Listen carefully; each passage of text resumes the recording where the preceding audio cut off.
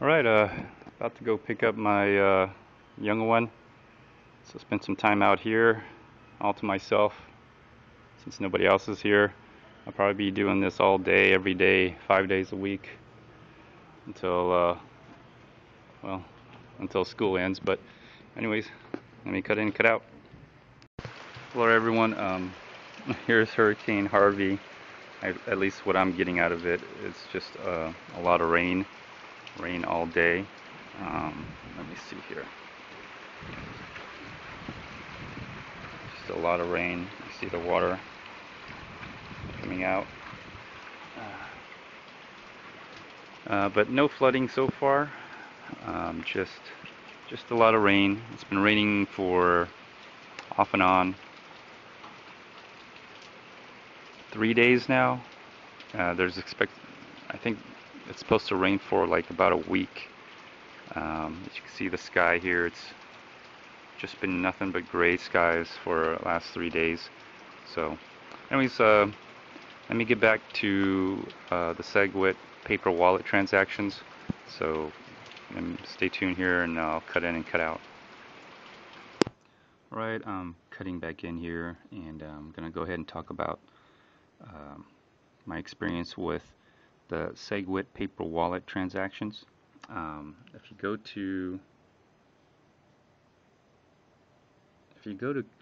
to Kyle's video and you watch this video, he made a web browser that a web-based paper wallet generator and sender. It will send your Segwit transactions. So very simple to use. I haven't tried, sweeping part of it. I don't know if there's going to be a returning Bitcoin coming back to the wallet. So I might give it a try. I may not. I'm not sure.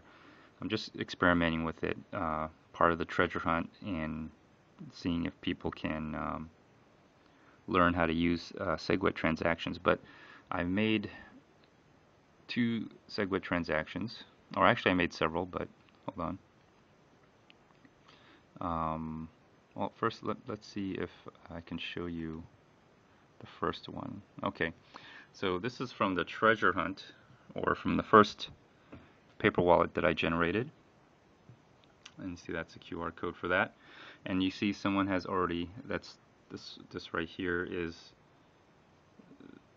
the one I put $5 in at the time. And as you see, someone has already swept the keys, and of course that was Brian McLaughlin. So unfortunately he had to pay a high fee, but that's probably what helped get it confirmed. As you see here, it got confirmed at the same time, because it was unconfirmed for a long time, because I only put in 22 cents. Anyways, so this is going to be interesting. It probably got confirmed because it got pulled with this transaction right here. So this transaction right here was a very low fee, and then Brian pulled this transaction with a very high fee, and essentially what happened is whoever mined it basically pulled the transaction together, getting both the fees at the same time. So that was the first transaction I did, and what's unique is if you look at this ID, the transaction ID, and you look at the input scripts, you'll see that's kind of more or less what it looks like. Nothing too special about that. But if you go to the actual Segwit transaction, right here, this is the actual Segwit transaction.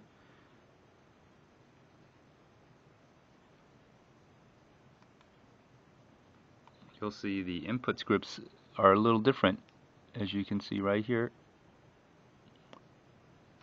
It says witness. It says witness. So that's a way to know that it's a Segwit transaction. Now, did I notice anything different about the transaction? No, it still shows up on blockchain info. Apparently, you could pay whatever fees, although on Kyle's Bitcoin paper wallet generator slash sender, you can actually set the fees, and that's what I'm going to go into real quick here. So uh, here it is. If you go to Kyle's video here, I think yeah, here it is. He has the link to it right here to get to the wallet generator. And so if you want to go ahead and use it and experiment with it, I highly recommend it. And so here's my transaction for this address right here. I'm not going to show the private keys just yet. I'll show them a little bit later. So you can try to sweep the keys yourself and experiment with that. Anyways, this is the transaction ID, and there's the amount. And I don't know what vault means, one, but the original amount I did was for 20 satoshis per byte. That was my fee, and that's the transaction ID, and then the raw transaction, as you see right here, this big number. Let's see if I can go to that.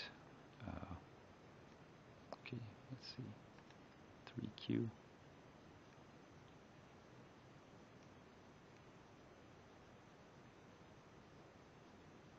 No, that's not it. That's not it either. And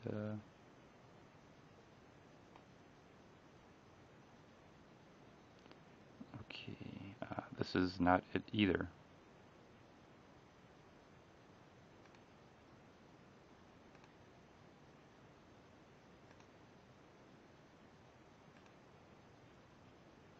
Okay, so let me copy this.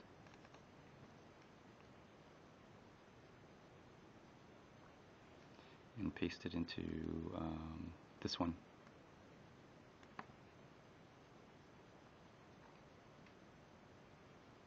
Okay, so there it is. So there's my transaction for that right there, and it's still showing unconfirmed. So there it is, 12 cents. I put in 20 satoshis, but when I sent it, it figured 12 cents. Basically, it figured 12.56 satoshis per byte, and it got confirmed. So I think someone is eventually mining Segwit blocks. It's just taking some time. And then what I did was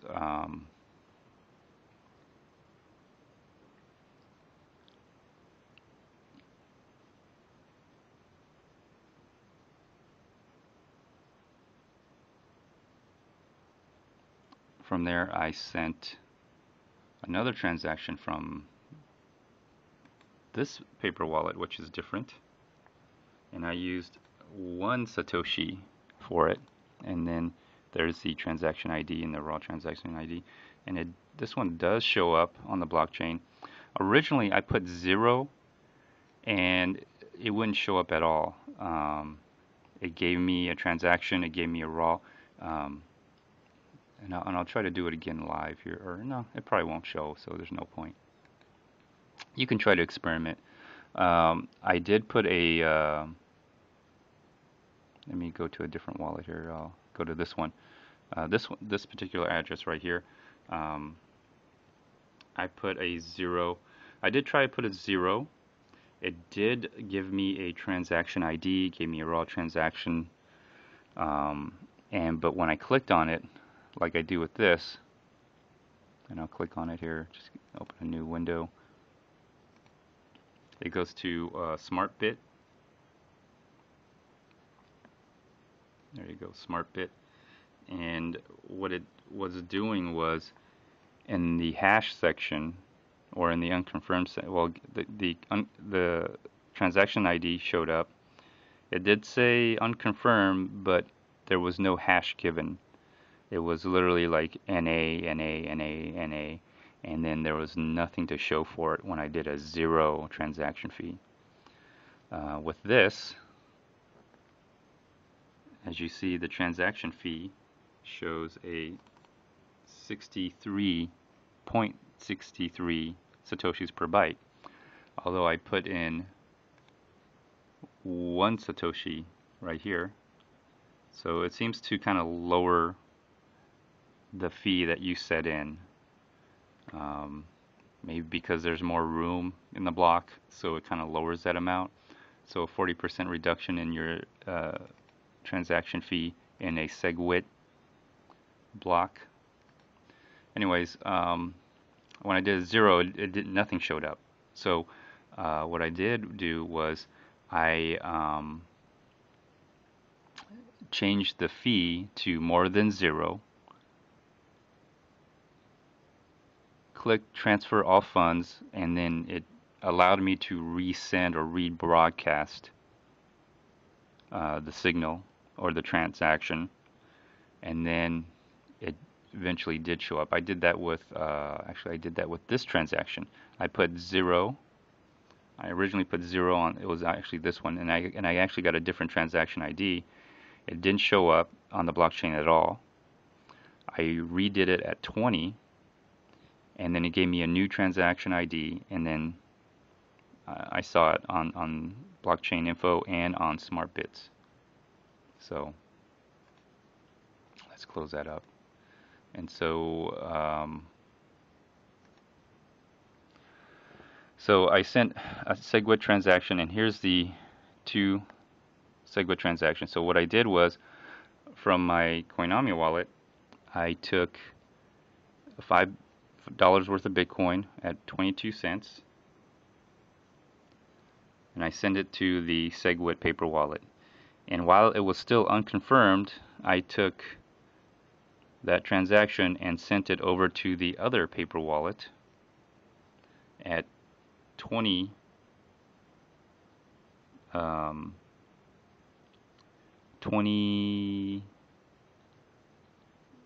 I set it for 20 satoshis, but it turned out to be a 12.56 satoshis, and that's where you're seeing this transaction here, this transaction right here. And so I took that, and then I resent that out back to the other Segwit wallet for the 0.62 satoshis for basically 1 cent. It's still unconfirmed, but that's why you see this here. This is it. So I'm going to expose a private key for this. What you can do is, let me see, what address is this? FT. So this is the paper wallet right here. So what you can do here, I'll expose the oh no, it's gone.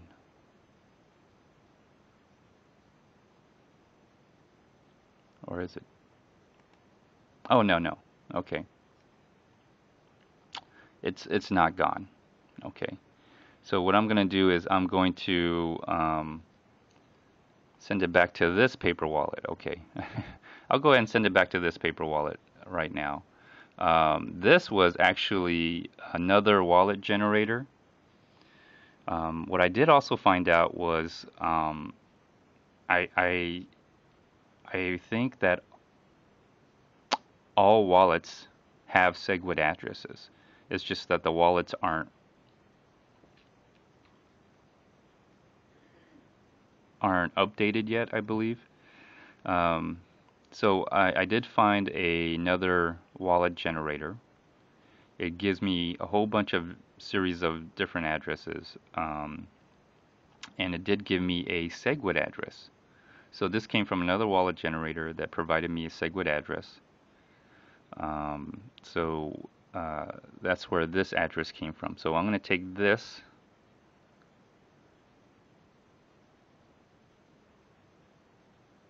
and then I'm going to, I think it's already sent out actually. Sorry about that. Let me see. No, this is where it is finally. Hold on, let me see here. Okay, I'm going to go ahead and just give you this address key right here, and then there's a private key for this one, and then there's a private key for, well, that's the address. Sorry, the battery died out here, but there's the address key right there. But this is what you really want, the private key right here. And so if you can just go ahead and there it is. There's the amount. It's just $5.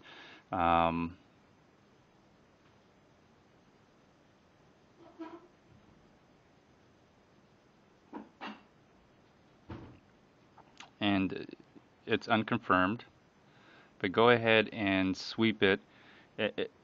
If you want to pull the transaction, you can.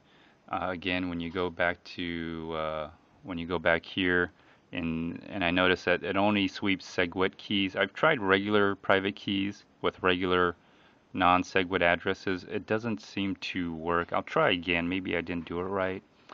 But you can set the fees right here, and of course you want to put a fee that would get confirmed a lot sooner.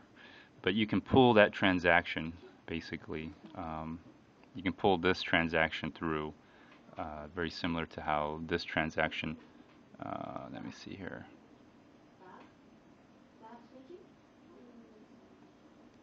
Is it this one or? Oh, anyways.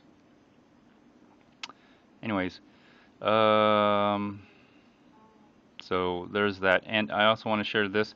The reason why maybe the transactions have gone down some is because, or the transaction got confirmed, is the transactions are, the mempool is very low, as you see right now.